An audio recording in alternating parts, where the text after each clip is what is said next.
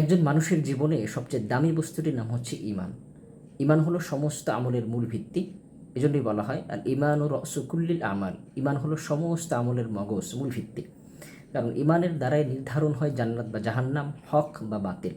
কিন্তু আমরা অনেকেই ঈমান, আকীদার যেসব মৌলিক বিষয়াবলী রয়েছে, যেসব বিষয় আমার জন্য জানা অতীব জরুরি, ঈমানের সূক্ষ্ম বিষয়গুলো যদি আমরা বাদও দিই, কিন্তু ঈমানের যেসব মৌলিক বিষয়, আকীদার যেসব মৌলিক টপিক আমাদের সবার জন্য জানা জরুরি, এসব বিষয়েও আমরা অনেকে পরিপূর্ণ অবগত নই। এজন্য আমাদের জন্য জরুরি ছিল এমন একটি কিতাব, যেই কিতাবের মধ্যে আমরা সূক্ষ্মাতিসূক্ষ্ম বিষয়গুলি ছাড়া শুধু মৌলিক আবশ্যকীয় পরিমাণ বিষয়গুলো আমরা পেয়ে যাব বিশুদ্ধভাবে। এবং যেই বইটি নিয়ে, যে ইমানের বইটি নিয়ে, আকীদার বইটি নিয়ে কারো কোনো ধরনের কোনো বিতর্ক থাকবে না। ইমাম তহাবি রহমতুল্লাহ আলী তেমনই একটি বই তিনি লিখে গিয়েছেন, আকিদাত তহাবি নামে।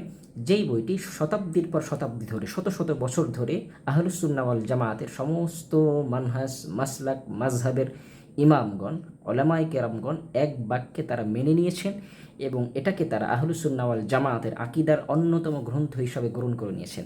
এই বইয়ের মধ্যে তেমন কোনো ব্যাখ্যা, বিশ্লেষণ বা সূক্ষ্মাতিসূক্ষ্ম বিষয় নিয়ে আলোচনা নেই, বরং এই বইয়ের মধ্যে ঠিক ততটুকুই রয়েছে যেটুকু পড়লে একজন পাঠক তার ঈমানকে বিশুদ্ধ করতে পারবেন এবং তিনি চিনতে পারবেন আহলুস সুন্নাহ ওয়াল জামায়াতকে।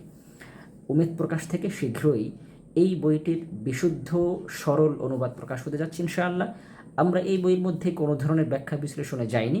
যদি পাঠক এই বইটি পড়ার পরেও কোনো ব্যাখ্যা বিশ্লেষণের প্রয়োজন মনে করেন, তাহলে তিনি তার পছন্দ অনুযায়ী কোনো হাক্কানি উলামায়ে কেরামের কাছে গিয়ে অবশ্যই এই বিষয়ে ব্যাখ্যা জেনে নেবেন।